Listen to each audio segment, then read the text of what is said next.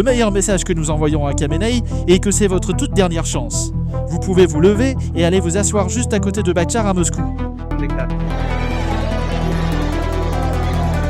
Téhéran vit les 48 heures les plus significatives et destructrices de son histoire ce soir. La capitale a officiellement été engloutie par les flammes.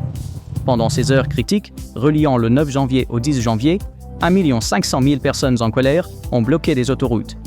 Les quartiers généraux des gardiens de la Révolution tombent un par un et l'autorité religieuse à Mashhad s'est complètement effondrée. Même si le régime a actionné le bouton d'arrêt et coupé l'Internet, les satellites Starlink ont percé le mur sombre du régime des Mollahs et le monde observe cet effondrement seconde par seconde. Après l'ordre de frappe de Pahlavi depuis Washington, il ne reste que 2 options sur la table pour Khamenei.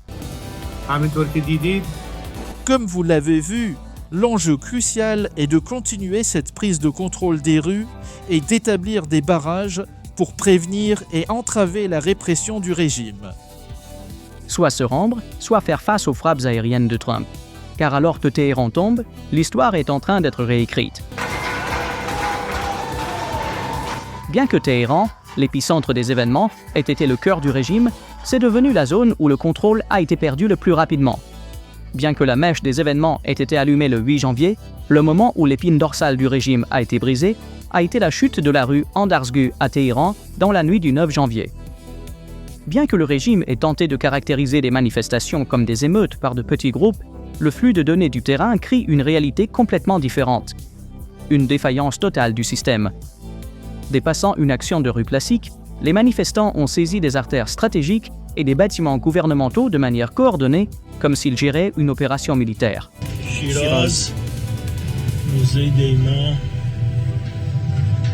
Plus de 100 000 personnes se sont rassemblées sur une seule rue, et cette concentration massive a paralysé les protocoles de sécurité du régime. La réponse du régime à ce mouvement populaire coordonné a été, comme prévu, une tentative d'étouffement numérique. Le ministère des Communications a activé le protocole de coupure, ciblant l'infrastructure principale de l'Internet du pays vers 20h le 9 janvier. Le trafic Internet à Téhéran et dans les provinces occidentales a instantanément chuté à zéro. Le régime prévoyait un massacre dans l'obscurité en isolant le pays du monde.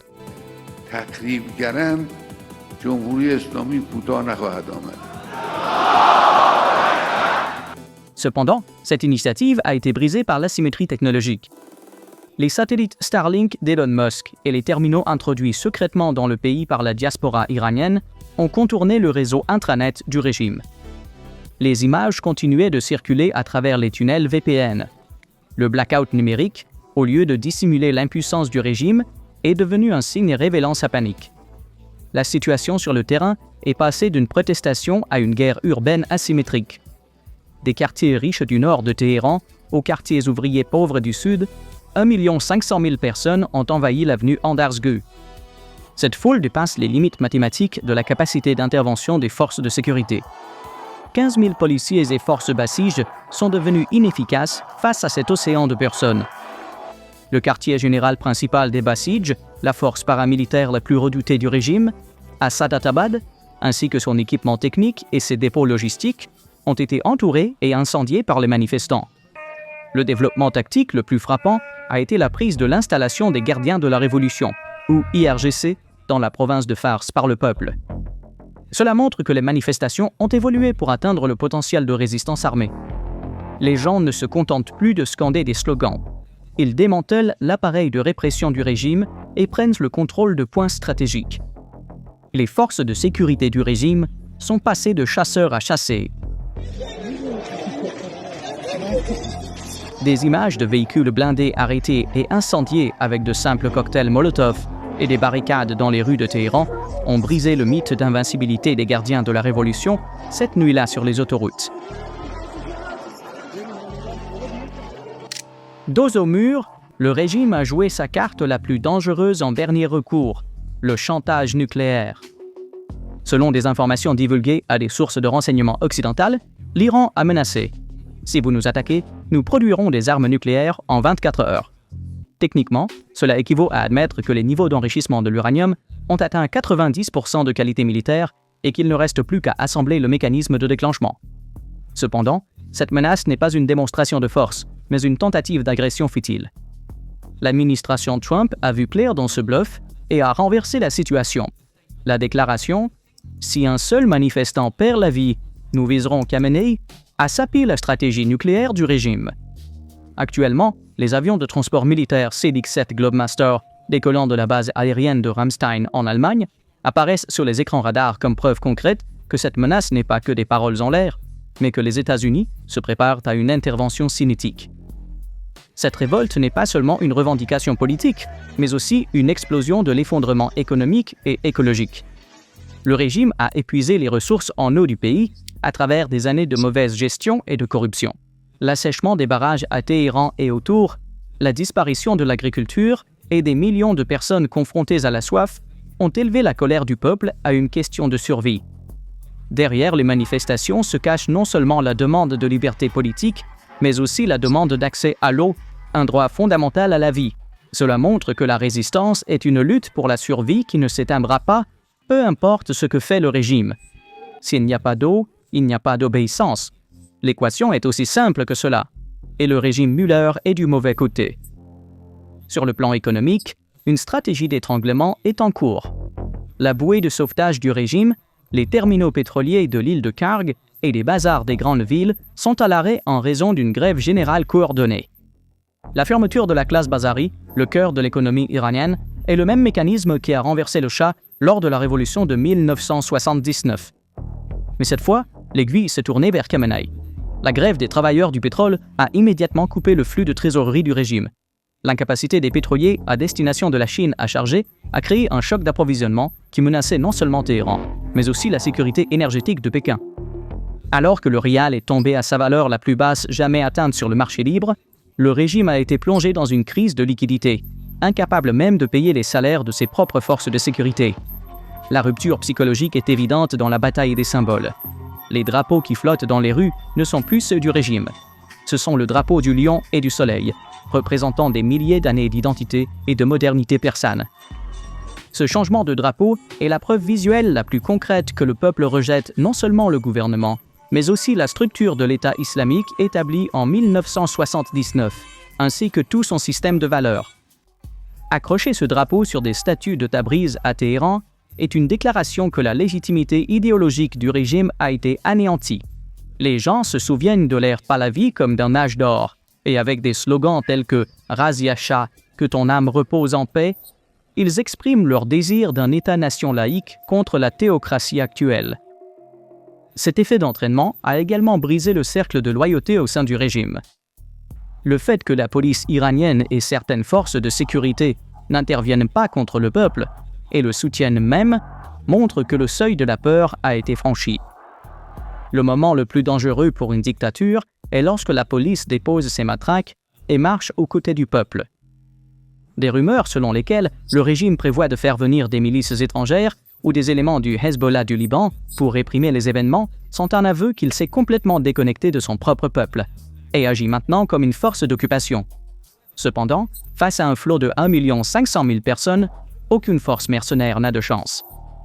En fin de compte, le message du prince Razor Pahlavi, selon lequel la victoire déterminée est la nôtre, et son appel à Trump pour qu'il tienne parole, ont donné à la colère sans leader dans les rues une direction politique.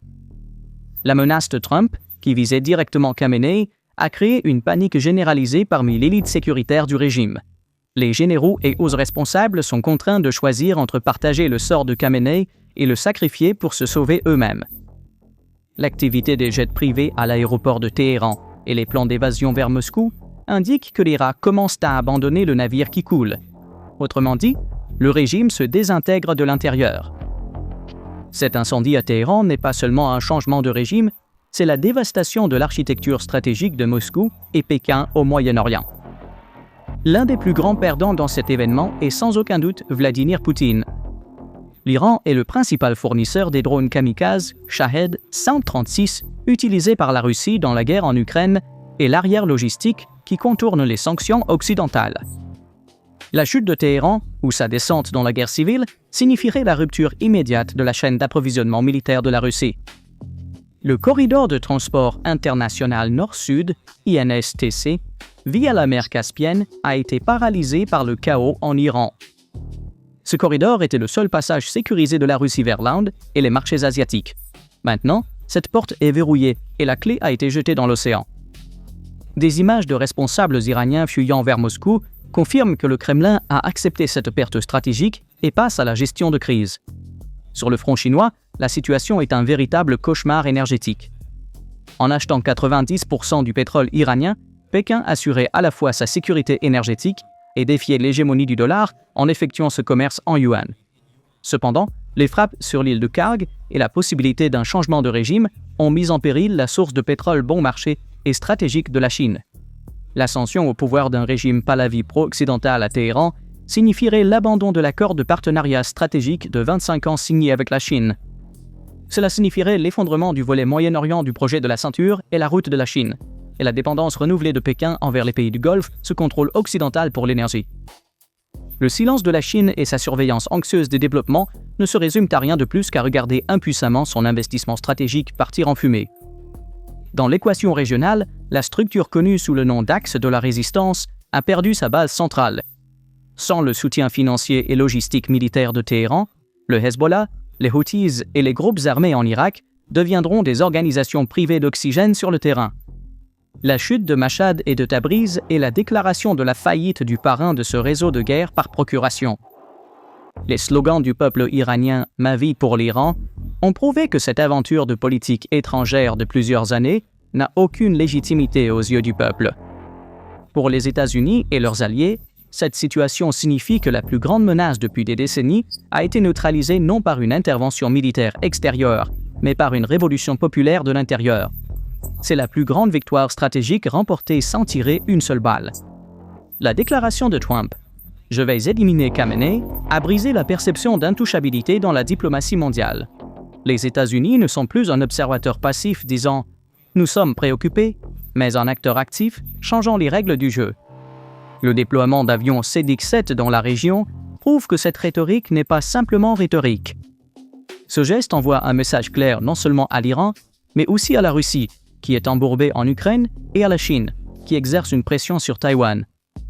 Lorsque des lignes rouges sont franchies, les conséquences seront sévères et inévitables. Le retour de l'Iran dans l'axe occidental sous le drapeau du lion et du soleil entraînera le plus grand changement dans l'équilibre des pouvoirs en Eurasie depuis la fin de la guerre froide, établissant une nouvelle architecture de sécurité du bassin Caspien au Golfe Persique. Les incendies qui brûlaient dans les rues de Téhéran dans la nuit du 9 janvier annonçaient non seulement la fin d'une théocratie vieille de 47 ans, mais aussi le premier grand séisme géopolitique du XXIe siècle. Le régime de Khamenei a tenté de plonger son peuple dans l'obscurité avec un interrupteur d'arrêt, mais dans cette obscurité, il a préparé sa propre chute. La faillite mentale que Pezeshkian a avouée s'est maintenant transformée en faillite physique, un effondrement total que les chars ne peuvent arrêter et que les balles ne peuvent intimider. Le fournisseur de drones de la Russie, la station-service de la Chine et l'usine de chaos du Moyen-Orient ont été écrasés sous la volonté de leur propre peuple. Alors que les avions de guerre de Trump survolent, la voix du prince Pahlavi résonne à la radio et des millions de personnes se rassemblent sur les places, l'histoire est en train d'être réécrite. Il n'y a plus nulle part où Khamenei peut fuir, plus aucun abri où se cacher. Les lumières qui se sont éteintes cette nuit-là n'éteignent pas l'obscurité tombant sur l'Iran. Elles étaient le voile tiré sur le régime, et ce voile a été cousu pour ne jamais être rouvert. L'Iran de demain émerge du feu d'aujourd'hui et du lion et soleil. Alors, quelles sont vos pensées à ce sujet? Veuillez partager vos réflexions dans les commentaires. Pour rester informé des analyses spéciales de PPA Global, veuillez vous abonner à notre chaîne et n'oubliez pas d'activer les notifications. Merci de nous avoir choisis. Merci de nous avoir choisis. Merci de